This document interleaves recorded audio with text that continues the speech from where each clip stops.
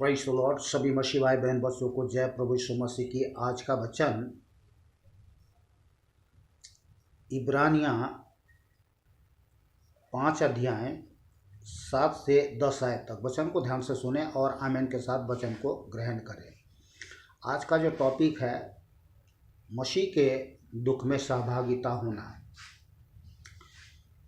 मसीही जीवन एक दुख भरा जीवन है। इस बात को संसार के लोग नहीं समझ सकते, पर परमेश्वर और हम लोग समझते हैं कि कितना कष्टकारक दुख से भरा जीवन है। और परमेश्वर ने हमें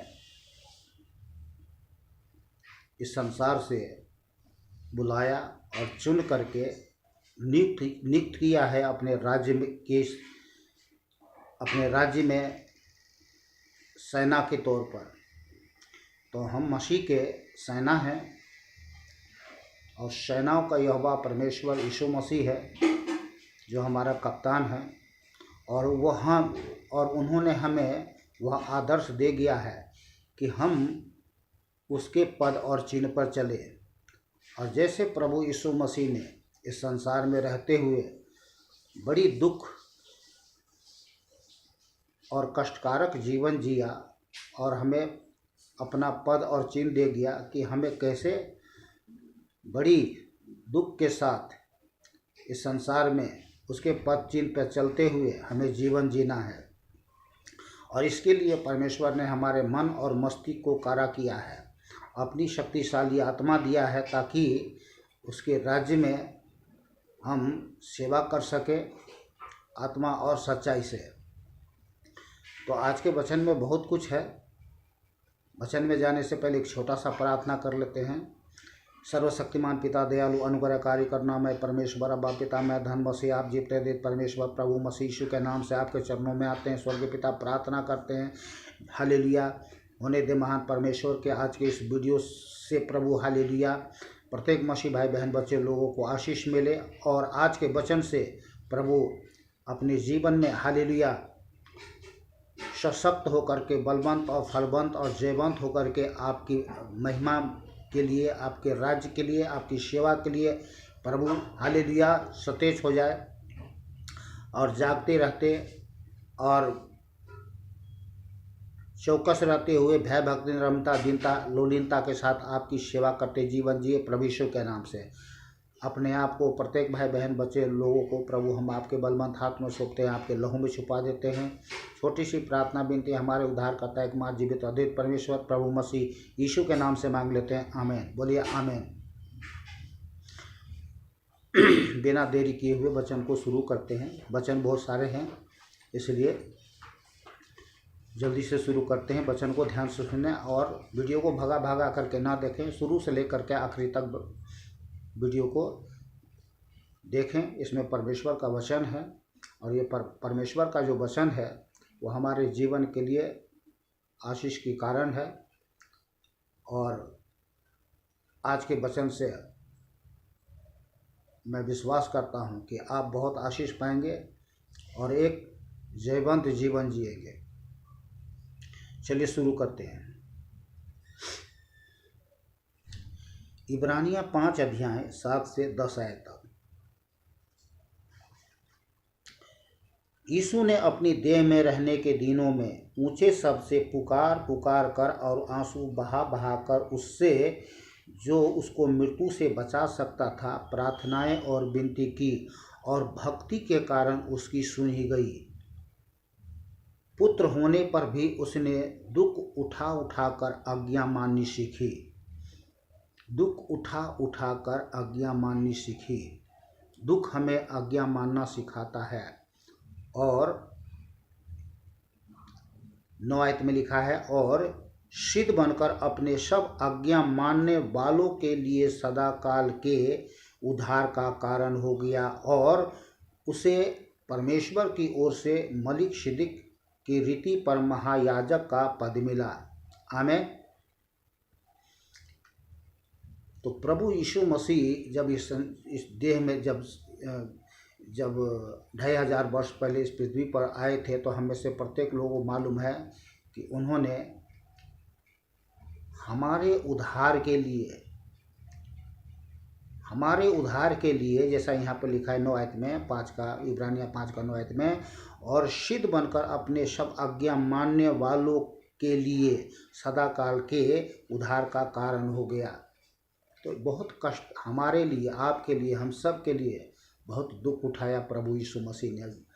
और हमारे आपके नहीं कहना चाहिए, जगत के समस्त प्राणी जो संसार में पापी प्राणी हैं उन सब के लिए बड़ी दुख उठाया।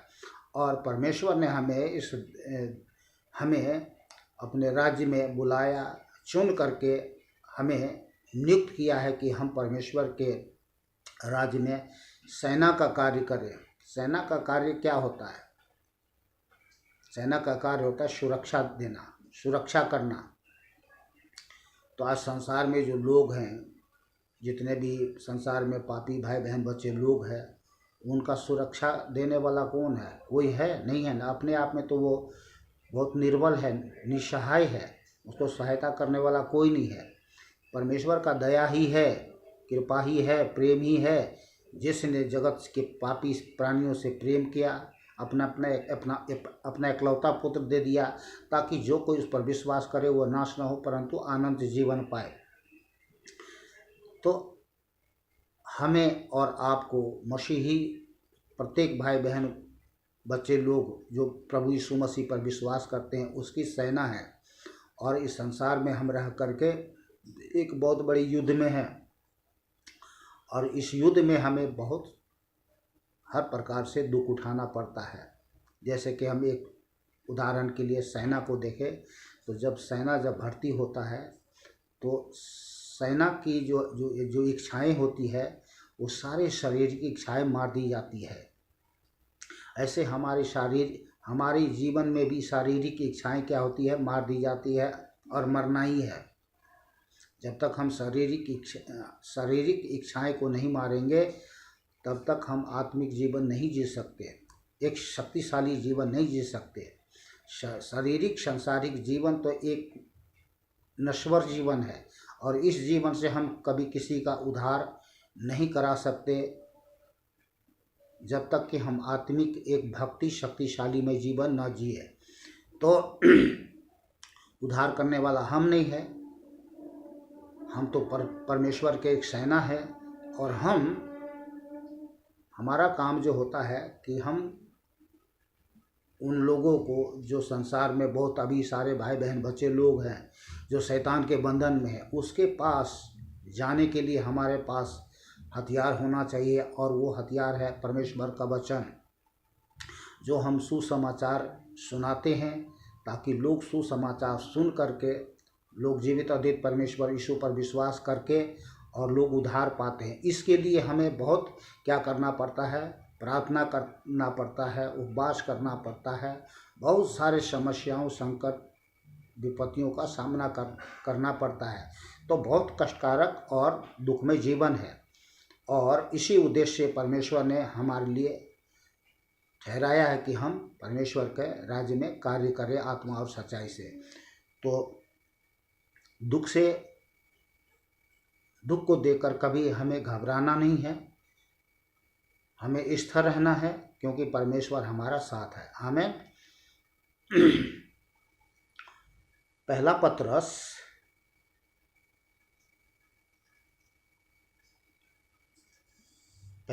4 का 1 से 6 आयत तक हम पढ़ते हैं। वचन को ध्यान से सुनें।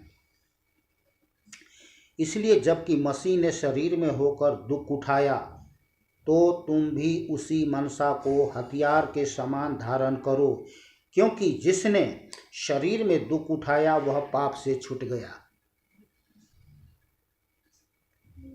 ताकि भविष्य में अपना शेष शारीरिक जीवन मनुष्य की अभिलाषाओं के अनुसार नहीं, वरन परमेश्वर की इच्छा के अनुसार व्यतीत करे।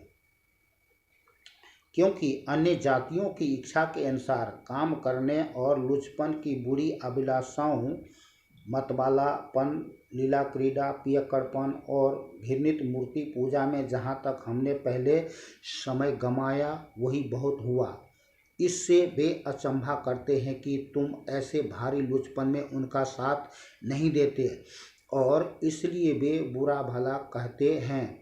पर वे उसको जो जीवितों और मरे हुओं का न्याय करने को तैयार है लेखा देंगे, क्योंकि मरे हुओं को भी सुसमाचार इसीलिए सुनाया गया कि शरीर में तो मनुष्य के अनुसार उनका न्याय हो, पर आत्मा में वे परमेश्वर के अनुसार जीवित रहे।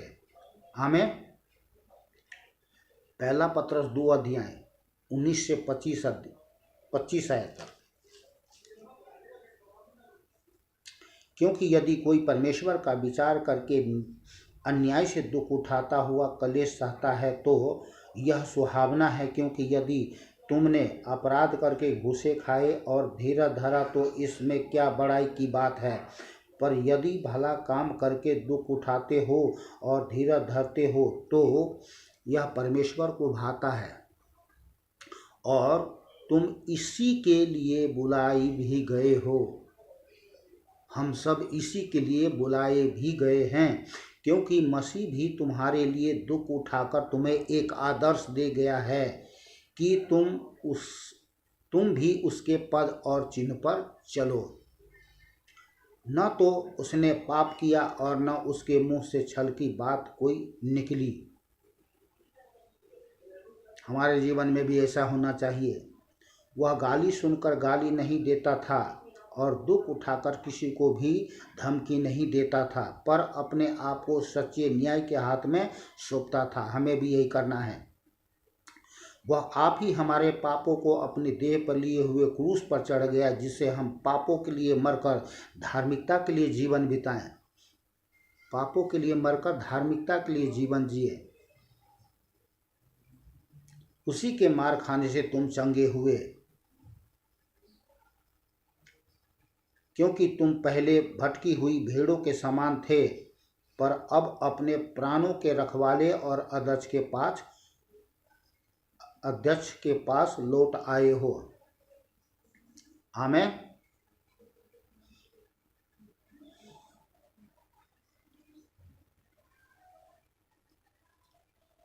पहला पत्रस 3 अध्याय 17 और 18 है। क्योंकि यदि परमेश्वर की यही इच्छा हो कि तुम भलाई करने के कारण दुख उठाओ, तो यह बुराई करने के कारण दुख उठाने से उत्तम है। इसलिए कि मसीह ने भी अर्थात अधर्मियों के लिए धर्मी ने पापों के कारण एक बार दुख उठाया, ताकि हमें परमेश्वर के पास पहुंचाए। वह शरीर के भाव से तो घात किया गया, पर आत्मा के भाव से जिलाया गया। आमीन।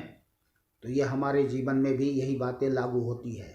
अगर हम दुख उठाते हैं या अगर हमारा घात भी किया गया, तो परमेश्वर हमारा जिलाने वाला परमेश्वर है। उन्होंने कहा, जीवन पुनरुत्थान मैं ही हूँ, मरने से डरना मत।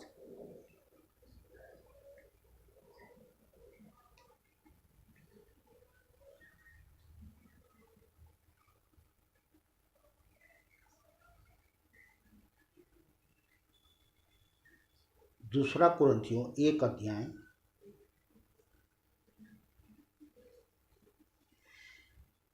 3 से 7 आयत तक।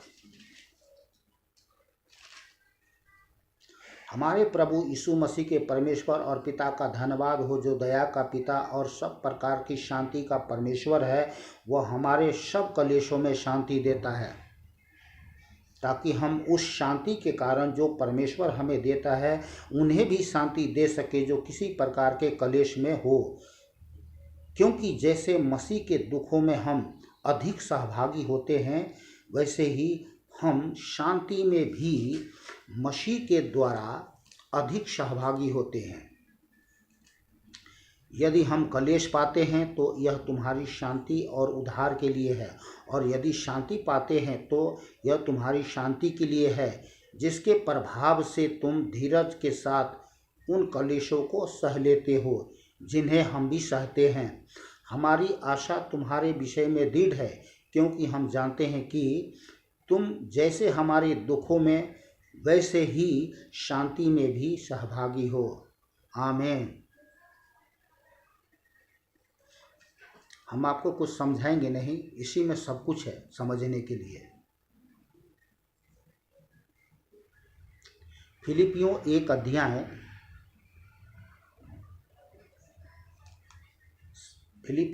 अध्याय 27 से 30 आयत तक।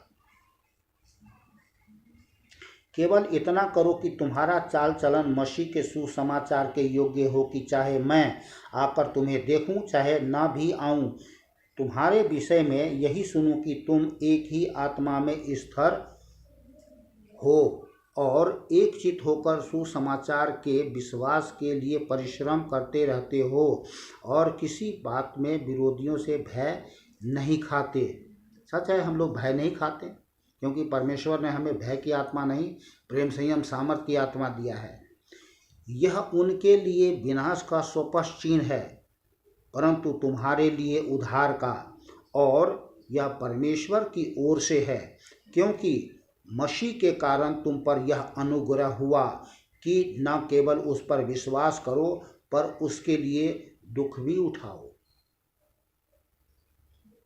और तुम्हें वैसा ही परिश्रम करना है जैसा तुमने मुझे करते देखा है, और अब भी सुनते हो कि मैं वैसा ही करता हूँ। आमीन।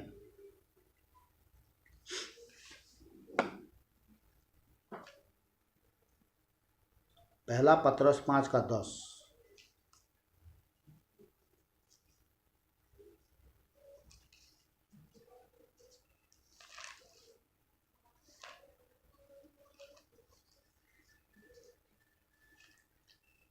पहला पतरस 5:10 है। अब परमेश्वर जो सारे अनुग्रह का दाता है, जिसने तुम्हें मसीह में अपनी अनंत महिमा के लिए बुलाया, तुम्हारे थोड़ी देर तक दुख उठाने के बाद आप ही तुम्हें सिद्ध और स्थिर और बलवंत करेगा।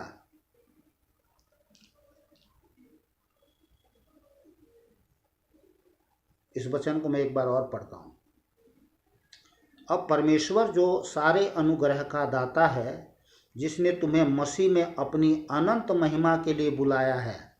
किसके लिए? अनंत महिमा के लिए बुलाया है।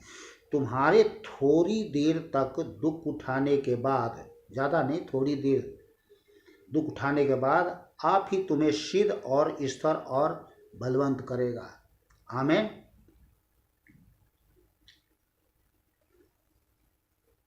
पहला पतरस 1:6-9 आयत। इस कारण तुम मगन होते हो, यद्यपि अवश्य है कि अभी कुछ दिनों के लिए नाना प्रकार की परीक्षाओं के कारण दुख में हो, और यह इसलिए है कि तुम्हारा परखा हुआ विश्वास, जो आग से ताए हुए नाशवान सोने से भी कहीं अधिक बहुमूल्य है, यीशु मसीह के प्रकट होने पर प्रशंसा और महिमा और आदर का कारण ठहरे। उससे तुम बिन देखे प्रेम रखते हो, और अब तो उस पर बिन देखे भी विश्वास करके ऐसे आनंदित और मगन होते हो, जो वर्णन से बाहर और महिमा से भरा हुआ है, और अपने विश्वास का प्रतिफल अर्थात आत्माओं का उद्धार प्राप्त करते हो। आमीन। पहला पतरस 4:12-19।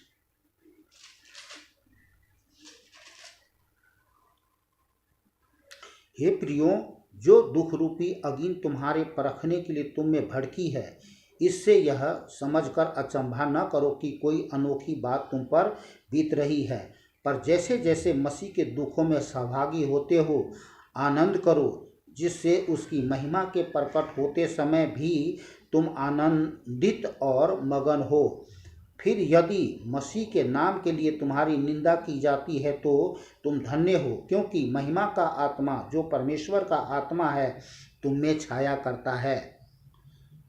तुम में से कोई व्यक्ति हत्यारा या चोर या कुकर्मी होने या पराये काम में हाथ डालने के कारण दुख न उठाए, पर मसीह होने के कारण दुख उठाने पाए तो लज्जित न हो। पर इस बात के लिए परमेश्वर की महिमा करें, क्योंकि वह समय आ पहुंचा है कि पहले परमेश्वर के लोगों का न्याय किया जाए, और जबकि न्याय का आरंभ हम ही से होगा तो उनका क्या अंत होगा जो परमेश्वर के सुसमाचार को नहीं मानते। और यदि धर्मी व्यक्ति ही कठिनाई से उधार पाएंगे तो भक्तिहीन और पापी का क्या ठिकाना। इसलिए जो परमेश्वर की इच्छा के अनुसार दुख उठाते हैं वे भलाई करते हुए अपने अपने प्राण को विश्वास योग्य सृजनहार के हाथों में सौंप दे। आमीन।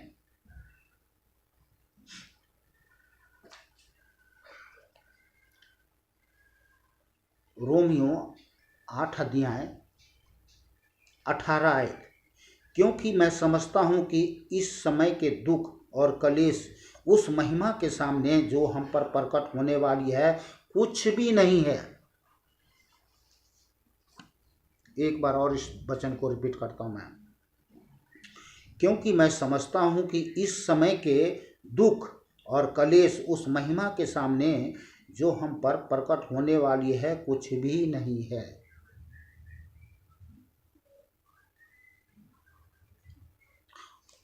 और इसके लिए प्रभु यीशु मसीह ने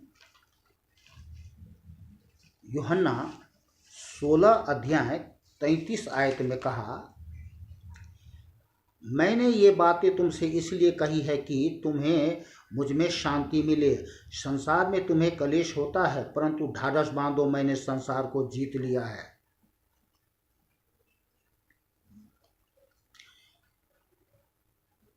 प्रेरितों के काम 14 अध्याय 22 आयत। और चेलों के मन को स्थिर करते रहे और यह उपदेश देते थे कि विश्वास में बने रहो, और यह कहते थे हमें बड़े कलेश उठाकर परमेश्वर के राज में प्रवेश करना होगा। प्रभु यीशु मसीह अपने चेलों को क्या है, स्थिर करते रहे। तो आज भी परमेश्वर हमसे आपसे सभी अपने बेटों बेटियों दास दासियों से क्या है, बातें कर रहा है और स्थिर कर रहा है और कह रहा है हमें बड़ी कलेश उठा करके, रिपीट कर रहा हूँ, और चेलों के मन को स्थिर करते रहे और यह उपदेश देते थे और आज भी दे रहे हैं कि विश्वास में बने रहो। हमें विश्वास में बने रहना है। और यह कहते थे और कह रहे हैं हमें बड़े कलेश उठाकर परमेश्वर के राज में प्रवेश करना होगा। तो दुख कलेश ये सब तो हमारे मसीही जीवन का क्या है, भाग है, और इसको पार करते हुए हम महिमा में प्रवेश करेंगे, महिमा में प्रवेश करेंगे। आमीन। पहला थिस्सलुनीयों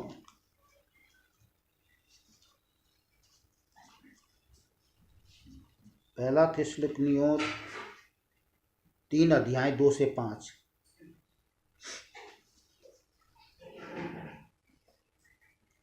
और हमने तीमुथियुस को, जो मसीह के सुसमाचार में हमारा भाई और परमेश्वर का सेवक है, इसलिए भेजा कि वह तुम्हें स्थिर करे। हम में से प्रत्येक लोगों के पास परमेश्वर अपने दास दासियों को, बेटे बेटियों को भेजता है कि वो हमें स्थिर करे और तुम्हारे विश्वास के विषय में तुम्हें समझाएं।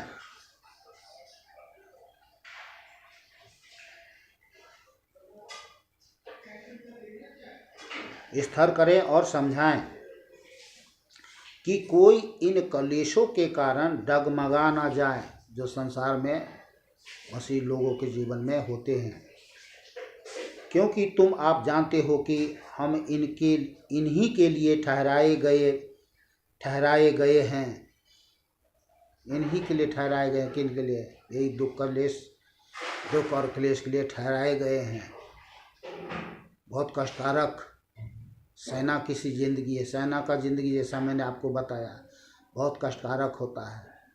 ना जाने जंगल में, पहाड़ों के नुकीले पहाड़ों में, ठंडक में, धूप में मतलब भूख में, प्यास में, दुख में, दरिद्र, हर परिस्थिति में उनको सामना करना पड़ता है।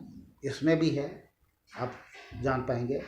तो हम इन्हीं के लिए ठहराए गए हैं, क्योंकि पहले ही जब हम तुम्हारे यहाँ थे तो तुमसे कहा करते थे कि हमें कलेश उठाने पड़ेंगे, हमें कलेश उठाने पड़ेंगे, और ऐसा ही हुआ है, जैसा कि तुम जानते भी हो।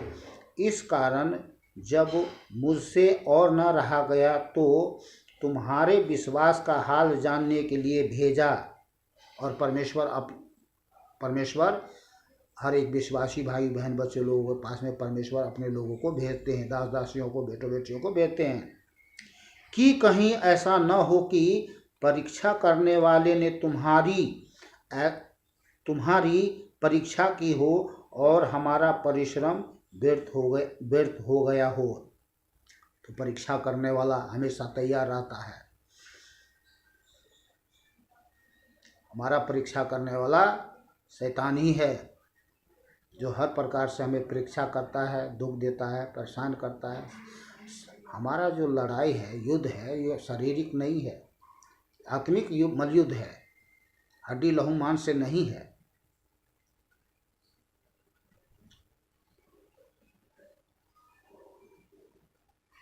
दूसरा कुरिन्थियों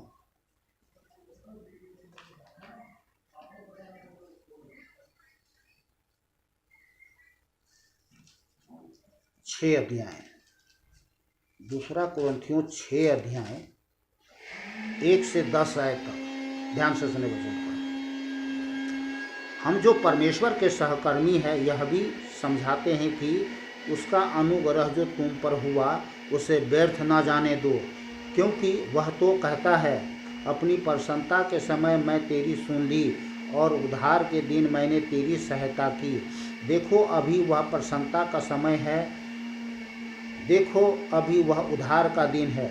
हम किसी बात में ठोकर खाने का कोई भी अवसर नहीं देते, ताकि हमारी सेवा पर कोई दोष न आए, परंतु हर बात से परमेश्वर के सेवकों के समान अपने सद्गुणों को प्रकट करते हैं।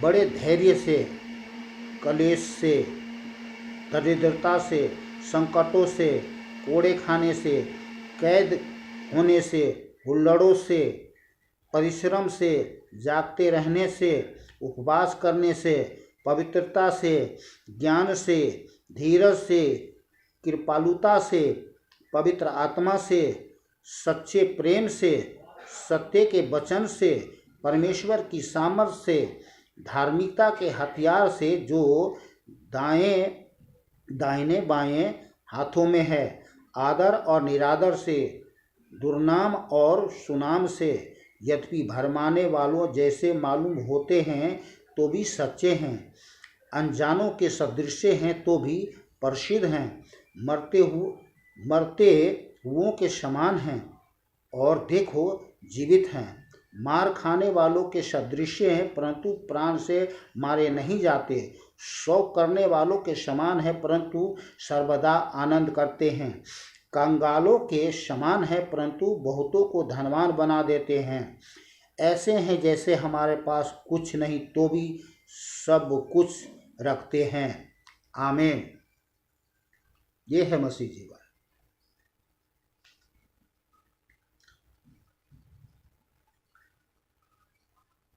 पहला पतरस 4 का 12 से 19।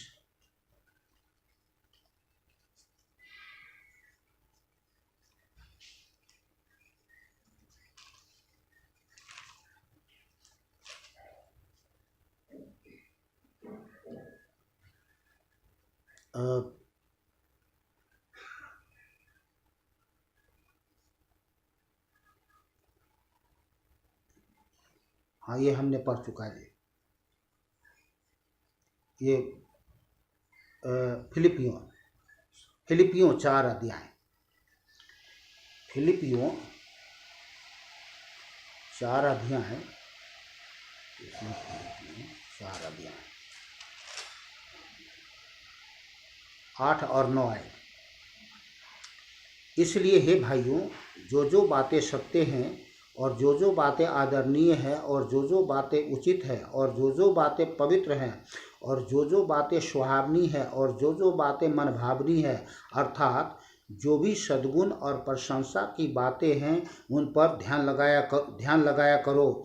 जो बातें तुमने मुझसे सीखी और ग्रहण की और सुनी और मुझ में देखी, उन्हीं का पालन किया करो। तब परमेश्वर जो शांति का सोता है तुम्हारे साथ रहेगा। और 12 और 13 आयत, मैं दीन होना भी जानता हूँ और बढ़ना भी जानता हूँ। हर एक बात और सब दशाओं में मैंने तृप्त होना, भूखा रहना और बढ़ना घटना सीखा है। जो मुझे सामर्थ देता है उसमें मैं सब कुछ कर सकता हूँ। बोलिए आमीन। जितने अभी वचन आपने सुना, इन सब बातों में हम क्या है, रिपीट करता हूँ 12 आयत 4 का, फिलिपियों 4 का 12 आयत, मैं दीन होना भी जानता हूँ और बढ़ना भी जानता हूँ। ये बातें हम में आप में होनी चाहिए। हर एक बात और सब दशाओं में, क्या सब दशाओं में मैंने तृप्त होना, भूखा रहना और बढ़ना घटना सीखा है। और ये इसलिए होता है, जो 13 आयत में लिखा है, जो मुझे सामर्थ देता है उसमें मैं सब कुछ कर सकता हूँ। जो अभी हमने पढ़ा, सुना, समझा, जाना। आमीन। फिलिपियों 3 अध्याय 7 से 11 आयत तक, परंतु जो बातें मेरे लाभ की थी उन्हीं को मैंने मसीह के कारण हानि समझ लिया है। वरन मैं अपने प्रभु यीशु मसीह की पहचान की उत्तमता के कारण सब बातों को हानि समझता हूँ, जिसके कारण मैंने सब वस्तुओं को हानि उठाई और उन्हें कूड़ा समझता हूँ,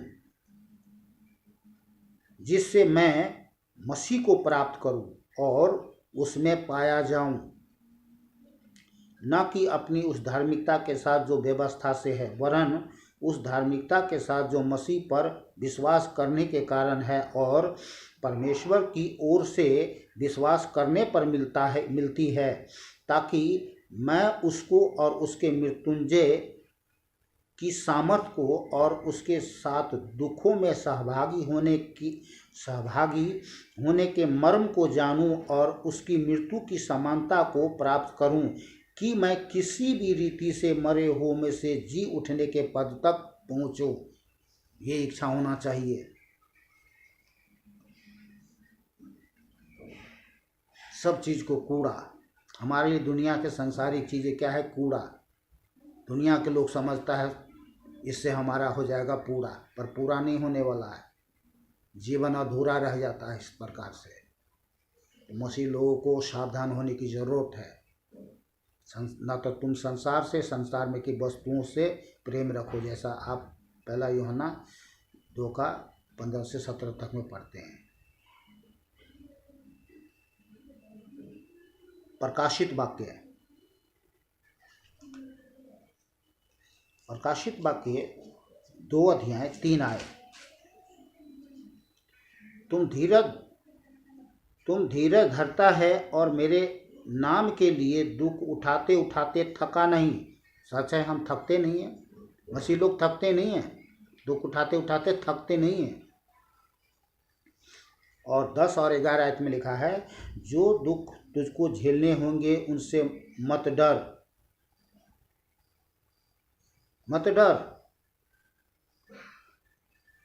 उत्तर मिल जाएगा आगे।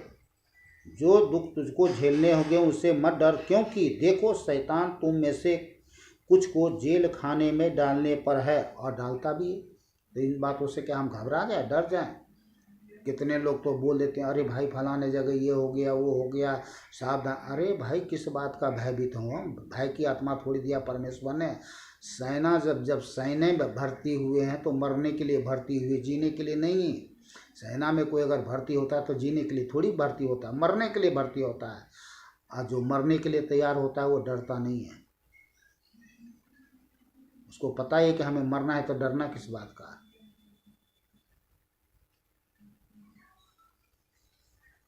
तो जो दुख तुझको झेलने होंगे उनसे मत डर, क्योंकि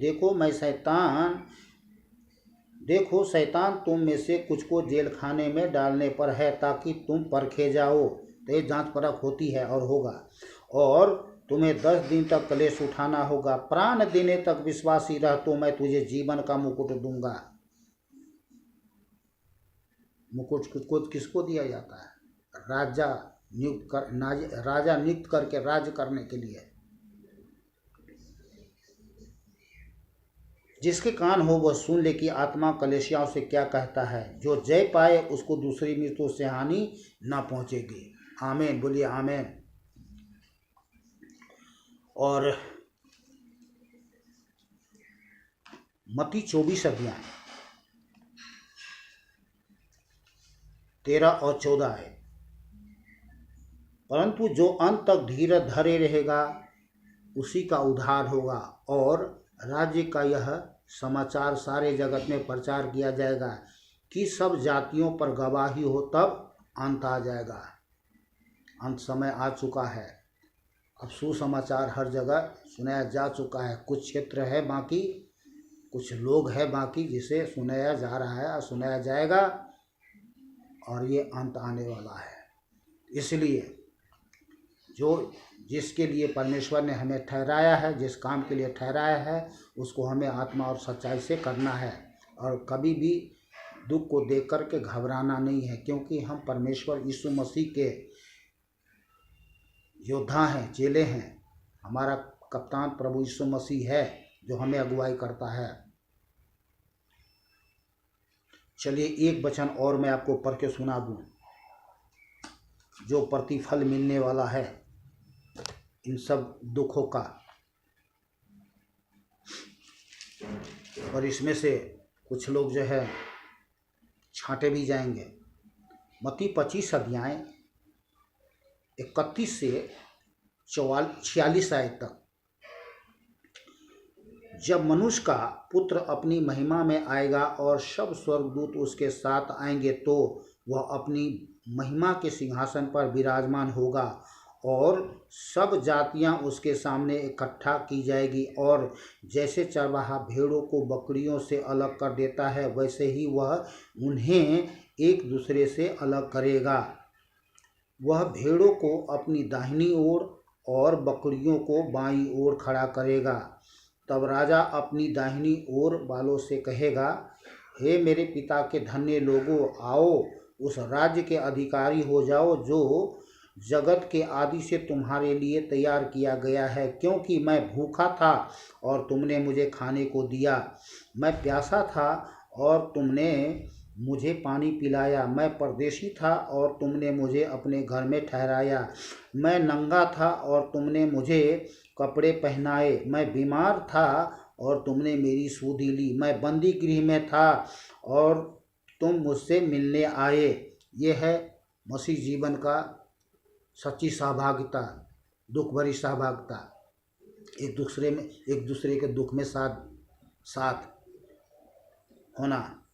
तब धर्मी उसको उत्तर देंगे, हे प्रभु, हमने कब तुझे भूखा देखा और खिलाया, या प्यासा देखा और पानी पिलाया? हमने कब तुझे परदेशी देखा और अपने घर में ठहराया, या नंगा देखा और कपड़े पहनाए? हमने कब तुझे बीमार या बंदी में देखा और तुझसे मिलने आए?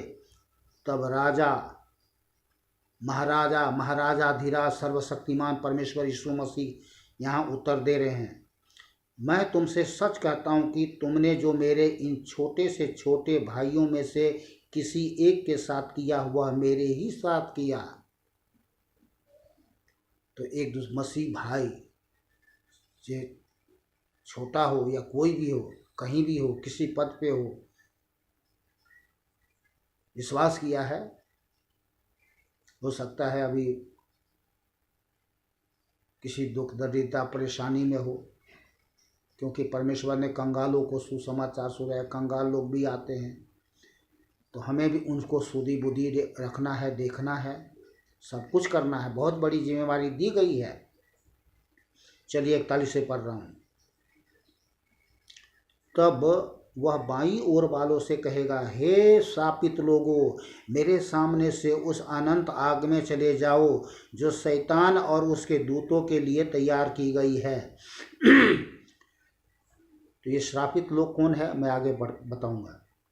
क्योंकि मैं भूखा था और तुमने मुझे खाने को नहीं दिया, मैं प्यासा था और तुमने मुझे पानी नहीं पिलाया, मैं परदेशी था और तुमने मुझे अपने घर में नहीं ठहराया, मैं नंगा था और तुमने मुझे कपड़े नहीं पहनाए, मैं बीमार और बंदी गृह में था और तुमने मेरी सुधि ना ली।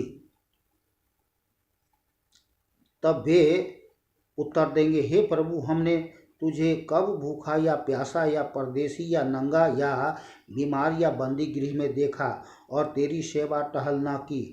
तब वह उन्हें उत्तर देगा, कौन? प्रभु यीशु मसीह, मैं तुमसे सच कहता हूँ कि तुमने जो इन छोटे से छोटे में से किसी एक के साथ नहीं किया, वह मेरे साथ भी नहीं किया।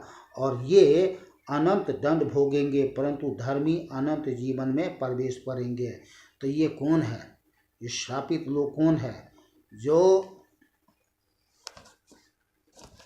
हे प्रभु कहने वाले कुछ लोभी लालची पाखंडी लोग हैं, जो मसीह में आकर के धन बटोरते हैं और धन बटोर करके धन पे बैठ करके राज करते हैं और अपने आप को धोखा देते हैं और दूसरों को धोखा देते हैं। कैसे धोखा देते हैं? लोगों के सामने जोर जोर से चीख चीख करके, धन्यवाद प्रभु जी, धन्यवाद, कोटि कोटि धन्यवाद, सबको एकदम माइक में लगा लगा के बोलते हैं, परमेश्वर ने मुझे गाड़ी दिया, बंगला दिया, सोने दिया, चांद दिया, हीरा दिया, मोती दिया, सब कुछ दिया, धन्यवाद प्रभु तेरा, कोटि कोटि धन्यवाद, कोटि कोटि धन्यवाद कर करके ये पाखंडी जो है, ये अपनी स्वार्थ को पूरा करते हैं, स्वार्थ की खोज करते हैं, मसीह की नहीं, पापी पेट की सवाल है। ये हैं वे लोग, ये सब दंड भोगेंगे। पर उसके लिए आज के वचन से अवसर है कि वे अपना मन फिराए और मन फिराए, परमेश्वर से डरे। ऐसा ना हो कि उसे शैतानों के साथ उसको वहीं झोंक दिया जाएगा। परमेश्वर ने जो भी आशीष दी है, जो कुछ भी दिया है, सुख साधन सुविधाएं दिया है, पाखंडियों के लिए नहीं दिया है। ये गरीब, लाचार, बीमार, दुख दरिद्र जो संसार में बहुत सारे हैं, जो चाहे कोई विश्वासी हो और चाहे अविश्वासी हो, हमें सबका देख रेख करना है, सबको प्रेम, परमेश्वर का प्रेम दिखाना है। सेना जो होता है, जब राज्य में, किसी राज्य में, देश में कहीं भी आफत विपत्ति आती है तो जान पे खेल करके लोगों को साधन सुविधाएं उपलब्ध कराते हैं। ये है हमारा असलियत मसीही जीवन का जीवन, जो हर परिस्थिति में हमें दुख उठाने के लिए तैयार रहना है, न कि भोग विलास करने के लिए, एंजॉय करने के लिए। चलिए आज का वचन के लिए पिता परमेश्वर को धन्यवाद करते हैं कि परमेश्वर ने हमें बताया, समझाया, चिताया है कि हमें कैसे जीवन जीना चाहिए। तो आज के वचन से आपने सबने बहुत कुछ सीख लिए हैं और हमें सावधान रहते हुए, सचेत रहते हुए, चौकस रहते और जागते हुए जीवन जीना है।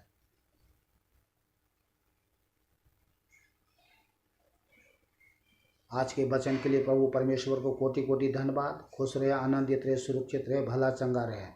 मिलते हैं कल दूसरे वीडियो में प्रभु के सत्य वचन के साथ। सभी भाई बहन बच्चों को जय प्रभु यीशु मसीह की।